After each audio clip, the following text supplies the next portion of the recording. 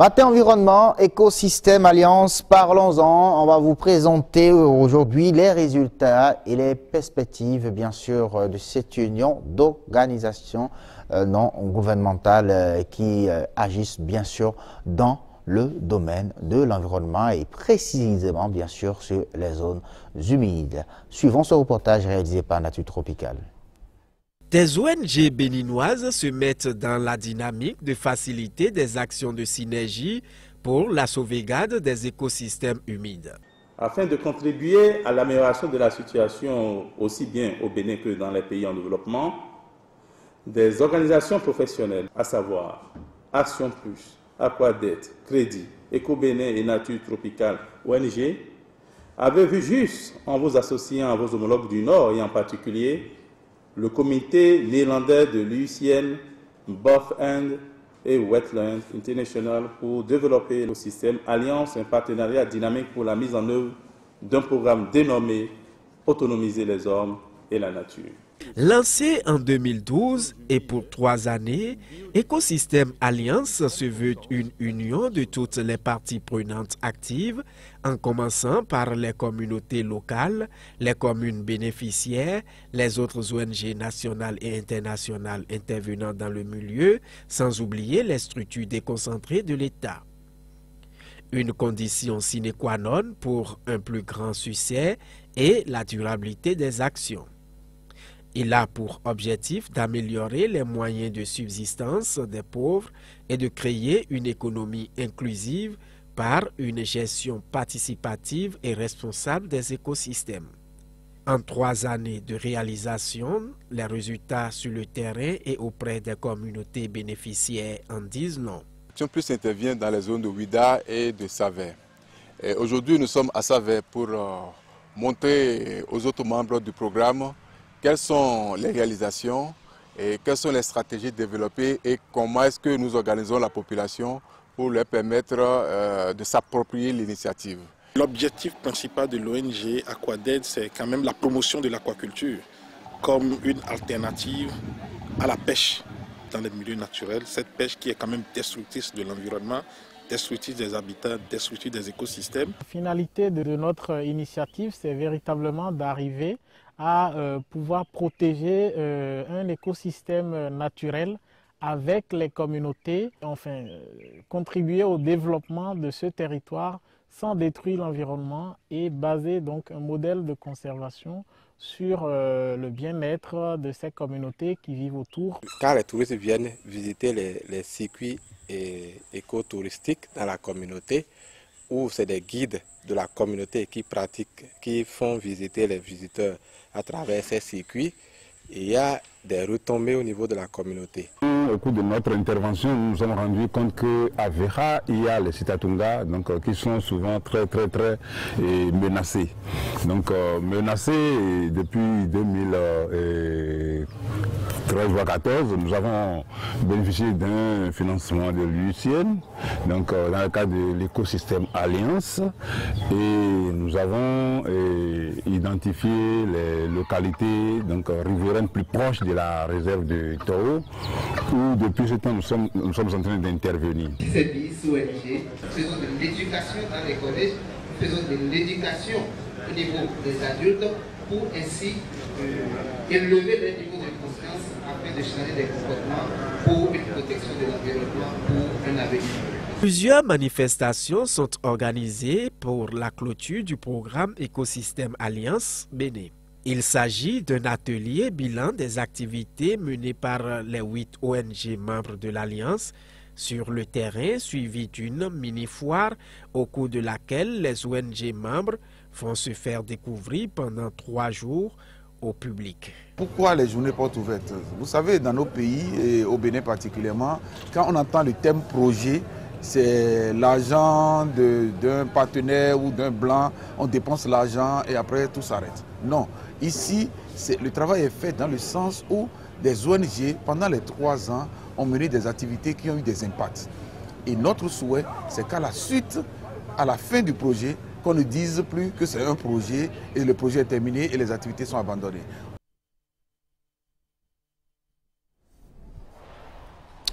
Voilà quelques actions de écosystème Bénin, financées bien sûr par écosystème Pays-Bas, voilà, représenté sur ce plateau par Yann Kamstra, expert UCN Pays-Bas. Bonjour. Bonjour. Merci d'être avec nous ce matin. Bonjour William Apollinaire Tchoki. Bonjour Assum Gaba. Oui, toujours pro-environnementaliste. Vous avez suivi ces réalisations de Alliance Écosystème Alliance Bénin à travers bien sûr ce reportage signé Nature Tropicale. On parle bien sûr aujourd'hui des résultats et perspectives. Absolument, merci beaucoup Assum Gaba. Vous l'avez dit dans l'élément témoin, ça fait déjà 3 ans que ce programme a démarré, j'allais dire. Alors 3 ans après, quel est le bilan qu'on pourrait retenir de ces actions menées dans différentes localités du pays? Je crois que Yann est là pour nous donner plus de précisions parce que c'est eux qui ont financé ces différentes ONG qui ont intervenu dans différentes localités du Bénin. Bonjour Yann Kamstra. Bonjour. Vous êtes expert UCN Pays-Bas, comme l'a dit tout à l'heure Gaba. Alors d'abord, qu'est-ce qui a motivé le financement de ces ONG pour la sauvegarde ou même la protection de certaines zones humides dans notre pays ici au Bénin? Alors, l'UCN Pays-Bas, on n'a pas commencé en 2012 au Bénin, on travaille déjà à partir de 1995. Donc on a une certaine expérience avec les ONG et dans le cadre de ce programme, on a choisi les ONG avec déjà une certaine capacité et on a aussi choisi de se concentrer sur le sud vu qu'il y a une forte pression sur les ressources dans le sud et disons le nord déjà bénéficie de certaines activités aussi du gouvernement. Par le parc national de Pendjari, par exemple. Il y a de grandes forêts là-bas où on fait des activités. Mais pour nous, on a dit, OK, il faut se concentrer surtout sur les zones humides au sud, qui sont très importantes, non seulement pour la biodiversité, mais aussi la productivité permet à des millions des hommes de se nourrir. C'est aussi important leur fonction, leur proximité à Cotonou par exemple. On parle beaucoup maintenant d'inondation. C'est aussi un problème que nous voyons et aussi dans lequel les zones humides, surtout le delta de Ouémé, jouent un rôle La vallée de l'Ouémé. Oui. Okay. Oui, alors c'est vrai, vous avez suivi le reportage tout à l'heure qui montre quelques actions de l'écosystème Alliance Bénin. Est-ce que vos objectifs en finançant bien sûr cet ensemble bien sûr d'ONG sont vraiment atteints? C'était le programme aussi, le monsieur qui a parlé dans l'introduction, il dit approche projet. Le projet a un début et a une fin. Mais bien, on a déjà commencé avant et on va aussi continuer. Il n'y a jamais une fin. Dans ce sens, je pense, oui, le projet global, je suis très satisfait par rapport à ce qu'on a réalisé. Mais il reste encore beaucoup à faire. Et qu'est-ce qu'il reste à faire concrètement, Yann Kamstra? Donc on a, sur le plan technique, donc on a mis en place plusieurs aires protégées communautaires. On a organisé dans plusieurs endroits la communauté autour de forêts sacrées. On a formé les gens autour de la pêche, donc on dit à forte, je pense si on prend le problème du pêche, c'est vraiment un problème sérieux ici, c'est très sérieux. Donc il faut diminuer la pression et à travers des initiatives d'aquaculture, on cherche de diminuer cette pression et donner un peu de paix à les poissons pour se reprendre, pour restaurer un peu la fonction des écosystèmes qui est maintenant fortement utilisée. Donc on a fait la restauration des mangroves, on a donc formé beaucoup de femmes. Les femmes, je pense, jouent un rôle très important dans le développement, mais aussi dans la conservation. Ils comprennent bien qu'est-ce qu'il y a en jeu. Ils ne sont pas trop intéressés à protéger les hippopotames ou le site de Tonga, mais ils comprennent le message que ces animaux, c'est un symbole pour un système duquel ils se nourrissent tous les jours. Donc ça c'est très important. On a travaillé dans l'OME avec le soya. Le soya est un produit qui est ça porte de l'argent et ça permet à les gens de se nourrir bien. Donc pas mal de choses. Il y a encore la possibilité de parler de ça en plus de détail, mais je pense qu'on a fait beaucoup.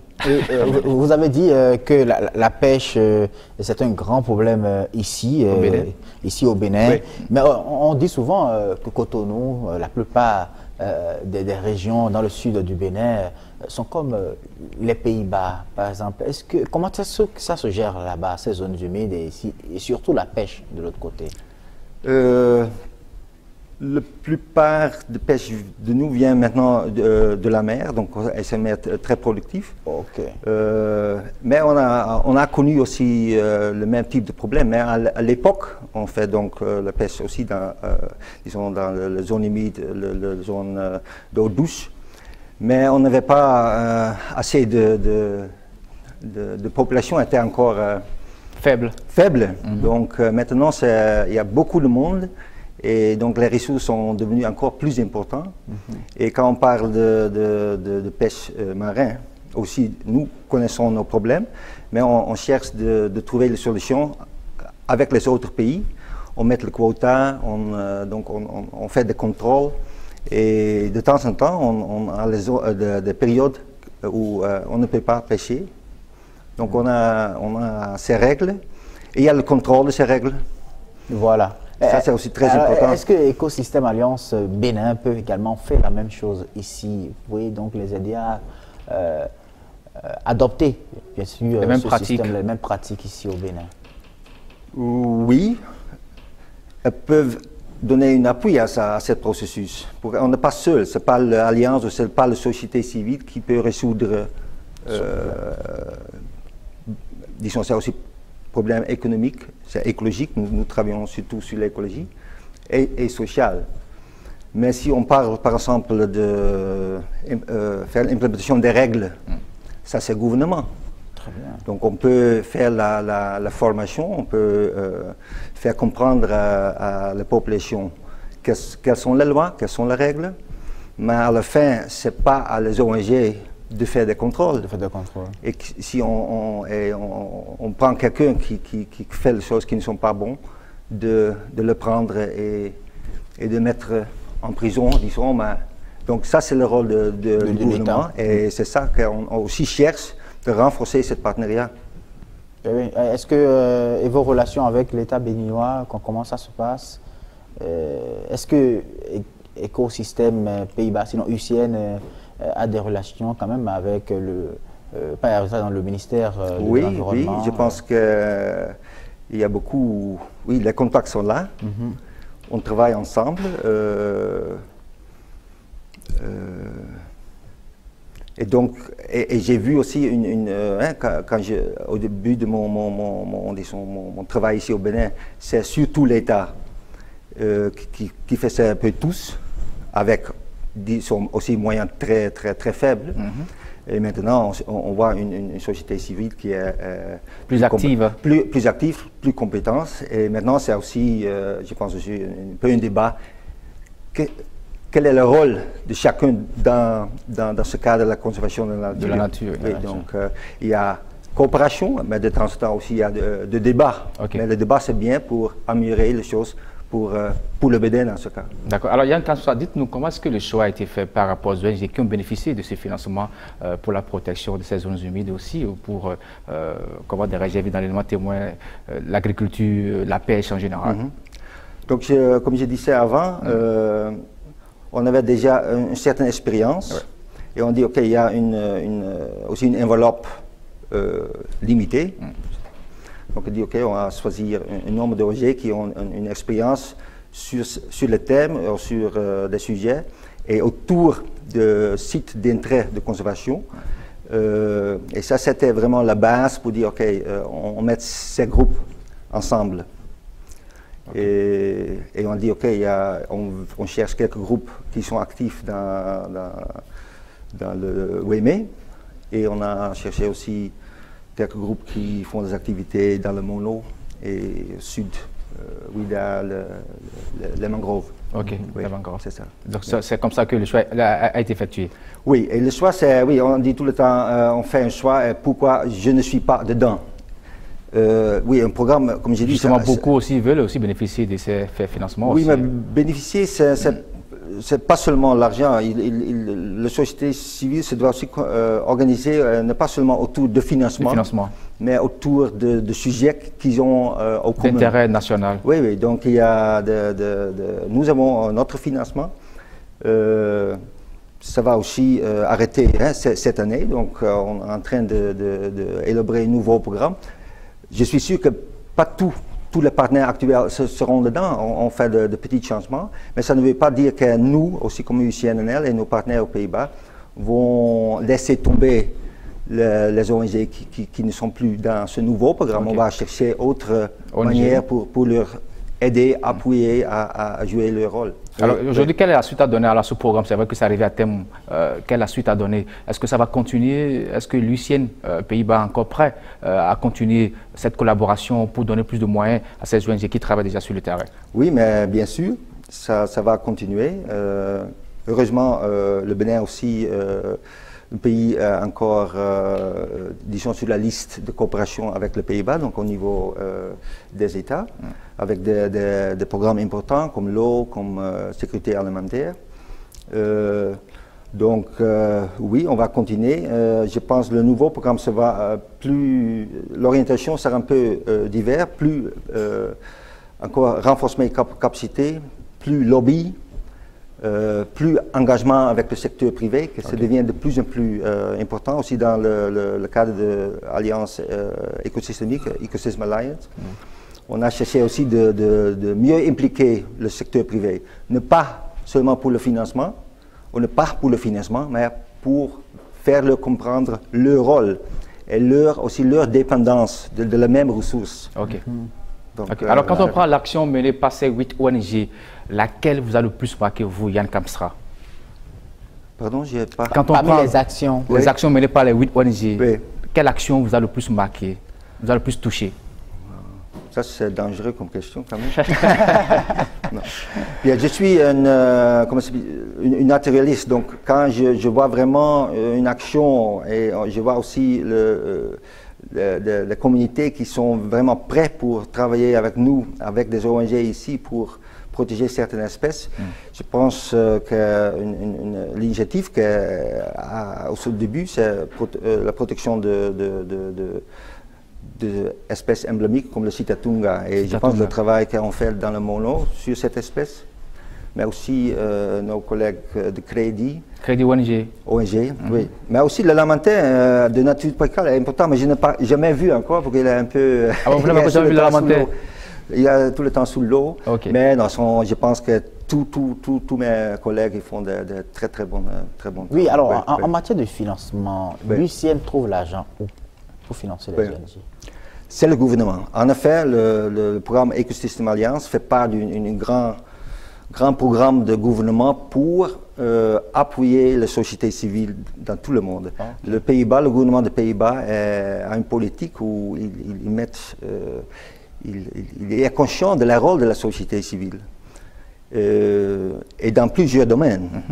Pour nous, c'est l'environnement, mais aussi le domaine de santé, éducation. Mais ce n'est pas uniquement la société civile, mais il reconnaît leur rôle important dans le développement dans tous les pays. Donc c'est à travers notre programme qu'on dit oui, l'environnement est important et il faut donner un rôle à la société civile pour travailler sur ça. D'accord. Merci beaucoup Yann Kamstra. Je crois que tout à l'heure, il y aura un forum qui va donner plus de détails par rapport à toutes ces actions menées par ces différentes ONG. On ira point par point, qu'est-ce qui a été fait, qu'est-ce qui reste à faire, comment faire pour continuer ce programme. Je crois que tout à l'heure, on va en parler. Merci beaucoup Yann Kamstra. Je rappelle que vous êtes expert UCN Pays-Bas. Merci pour votre participation surtout. Merci pour l'accompagnement que vous faites pour notre pays par rapport au développement. Ok, je vous en prie. Merci à vous William Apollinaire Tchoki, toujours pro-environnementaliste. On a parlé bien sûr d'Écosystème Alliance, résultats et perspectives. Alors, de l'environnement à la santé, il n'y a qu'un seul indicatif juste qu'on va jouer pour pouvoir les atteindre. Voici Matin Santé.